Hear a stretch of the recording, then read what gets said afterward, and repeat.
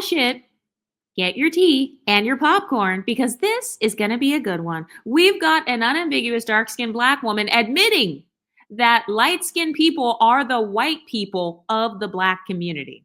So the caption says, "So you really feel like light-skinned people are the white people of the black community?"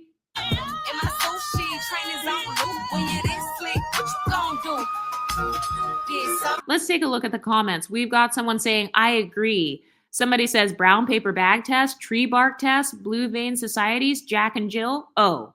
Then we've got a light skinned girl commenting saying, "Wait." And then the creator says, "I got a clock tea, like Shamar said. I'm sorry, boo." Well, you heard it from the horse's mouth. This woman is literally admitting what we have suspected black people have been thinking for a long time, which is that the MLS community is basically like the white version of the black community. You're like the white people of the black community. So they view you as being privileged. And also when you go out into the world, sometimes non-black people, they don't view you as fully black, even if you are. So let's say you are 100% African and you happen to be light skinned or something. Even when you go out into the world, you won't experience the same level of stereotyping. Like you won't receive those negative black stereotypes that a lot of dark skinned, unambiguous women experience. And so I'm glad that they're finally admitting that they feel like the Exoticals, basically, are like the white people of the black community because they are equating blackness to trauma. You know, they equate blackness to being at the bottom. They equate blackness to experiencing racism, colorism, texturism, featureism, and misogynoir. And so if you don't experience all of those things all at the same time, according to this woman, you are basically like a white person within the black community. So I'm glad that she's actually admitting this because she is agreeing with my talking point that this is why unambiguous people will constantly push and pull us in and out of the black community. It's because our actual experiences and traumas do not align with those who are in the unambiguous black community. Let's take a look at some of her other TikToks. So this one says, "Why can't it be a thing if dark skin and light skin are a thing? No shade, but it seems like you just have anger from past colorism at school." So this woman, I guess she said something about brown skin or like trying to determine who can say the word brown skin or not. But let's take a look at her response. And there it goes. Every time y'all see a dark-skinned black woman saying something about colorism, the first thing that y'all try to do is tell them that they're triggered or that they have not unpacked what they experienced when they were in school. Beloved, I will never unpack the colorism that I experienced because the colorism that I experienced did not stop at school. It's almost as if colorism is a system of oppression that disenfranchises dark-skinned people for the rest of their lives. Me telling you that brown skin is not a shade because brown is literally a color and we are all brown. We either light brown or dark brown. It's not me projecting my past trauma onto you guys. It's me teaching fully grown adults on the internet color theory. It seems as if you have missed education from school. So I'll keep my anger from the past colorism that I experienced in school any day over missing entire lesson plans. Have a nice day. So the first thing I want to address is how she said that whenever a dark-skinned black woman talks about colorism, y'all want to say that she's not healed. Okay, who's y'all? Because last time I checked, the main ones arguing with dark-skinned black women are dark-skinned black women and dark-skinned black men. Okay, so that's my first question I have is like, who is the y'all that she's addressing?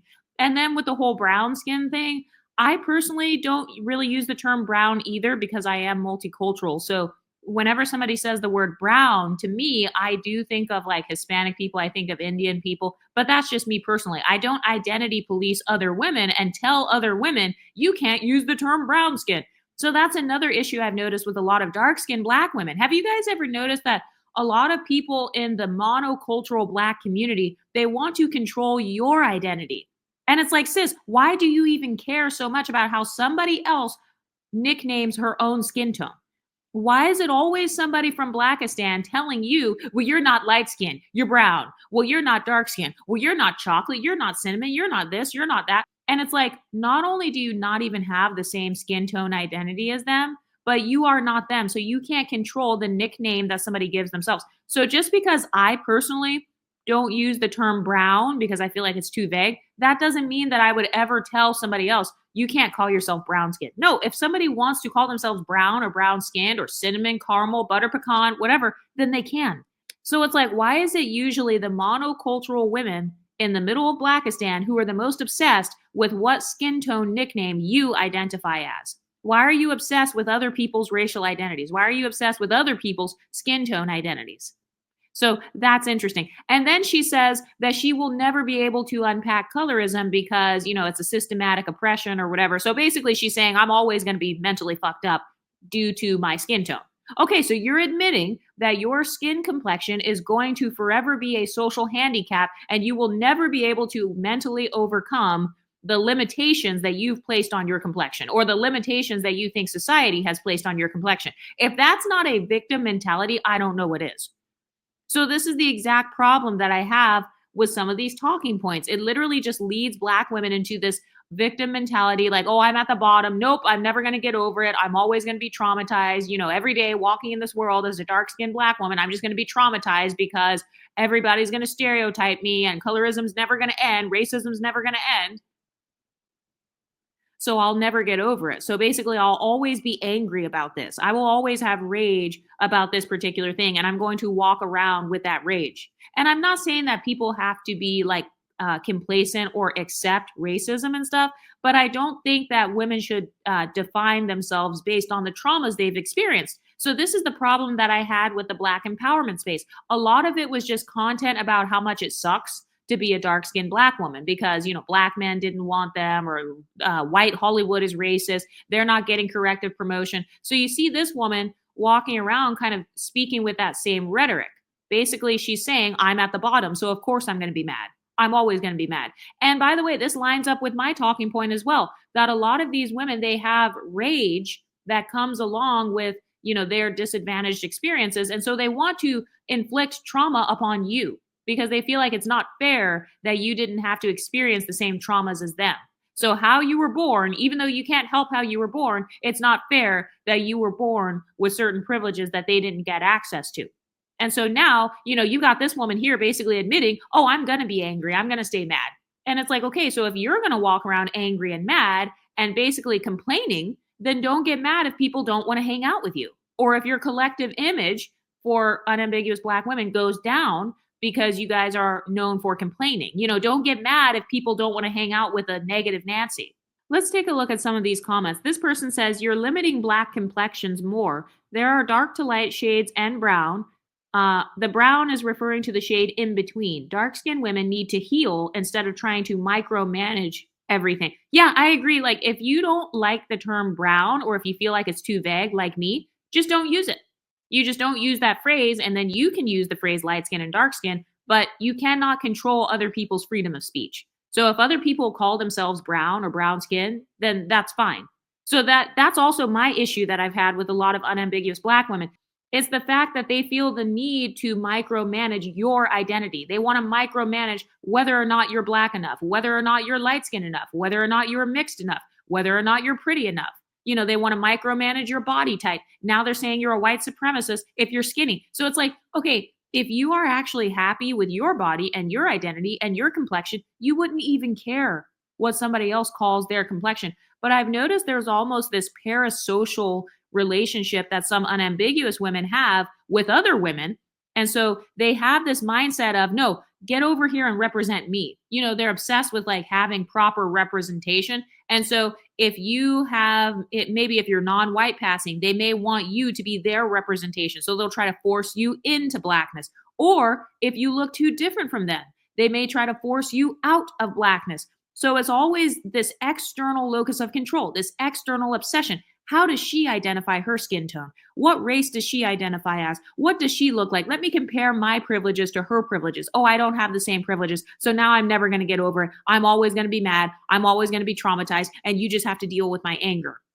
So it's almost like they're using their skin tone as an excuse to walk around with all of this pinned up anger and rage. So it's hilarious how they're calling this space. They're saying that we are having beige rage and, this is the exotical rage and we're all throwing a tantrum over here. But I mean, this is a tantrum if I've ever seen one. Imagine if I said that this is dark skin rage. I would be called all kinds of colorists. This girl in the comment section says, girl, I'm brown skinned. You sound like you hate that you're dark skinned. And then somebody says, so is her skin not brown also? This person says, nope.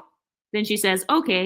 Somebody said, what color is her skin if it's not brown, goofy? Then she says, jet black. Then somebody says, there's that colorism. Then this girl says, yep, purr. She jet black at that, like how she mad because she dark skinned. Somebody else says, you're dark skinned too, goofy. So do you see how there's this obsession where they're arguing over skin tone identities? And by the way, I talk about this all the time. Don't ever let somebody else tell you what your skin tone identity is. You know your own skin tone identity more than anybody else because you have lived life as yourself longer than anyone else has. You have lived in your own shoes more than anyone else. So you are the one who is actually the most aware of what your privileges are and what your disadvantages are. So you know which skin tone identity you align with the most. So never allow people in Blackistan to try to control how you navigate through society. A lot of this is really just Black people wanting to control how other Black people move through life. That's really what it is. So they're basically saying, oh, well, you're not brown, you're dark. So basically, you need to represent dark skins. You need to represent for the dark skins. And I've noticed that they have this tendency to where if you're really pretty, they want you to be Black because, they want to associate themselves with your beauty. And so they'll do this to dark skinned mixed women. They'll be like, oh, no, she's just Black.